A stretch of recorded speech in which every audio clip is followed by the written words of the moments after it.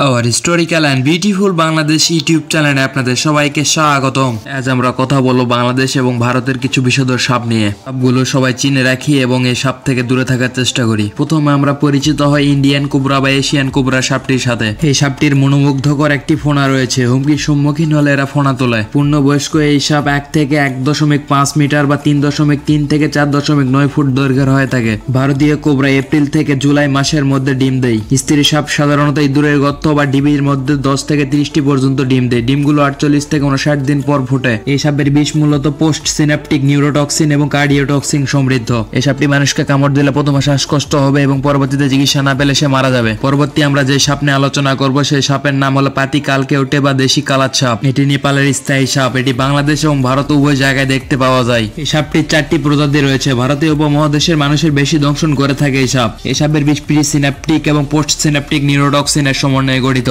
এই সাপটি প্রতি বলে 10 মিলিগ্রাম পর্যন্ত বিষ ঢালতে পারে। এই সাপটি কামড় দিলে সারা শরীর লসার হয়ে যায় এবং পরিপূর্ণ চিকিৎসা না পেলে 4 থেকে 5 ঘন্টার মধ্যে মানুষটি মারা যাবে। বর্ষা বাদলের দিন এরা মানুষের ঘরে আশ্রয় নেয়। এই সময় যদি ঘুমের মধ্যে কাউকে কামড় দেয়, কামড়টি এতই হালকা মনে হবে যে মশা কামড় দিয়েছে এবং মানুষটি ঘুমের মধ্যে মারা যেতে পারে। এই সাপটি চিনে রাখুন এবং এই সাপ থেকে দূরে থাকার চেষ্টা করুন। 3 নাম্বার আমরা যে সাপ সম্পর্কে আলোচনা করব, এই সাপের নাম রাসেল ভাইপার, বাংলাতে চন্দ্রবোরা বা উলুবোরা।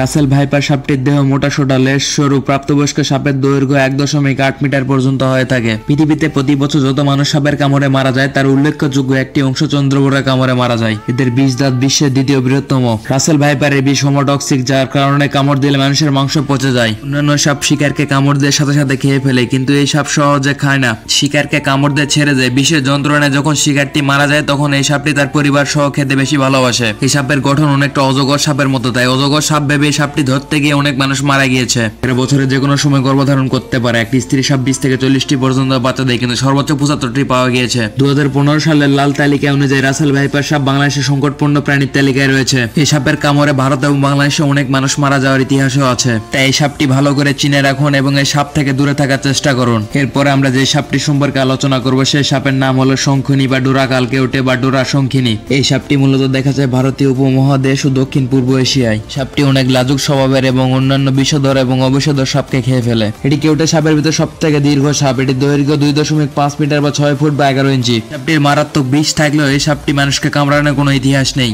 শঙ্খিনী সাপ মানুষকে এড়িয়ে চলে, এমনকি বিরক্ত করলেও শরীর পেঁচিয়ে মাথা শরীরের নিচে লুকিয়ে রাখে।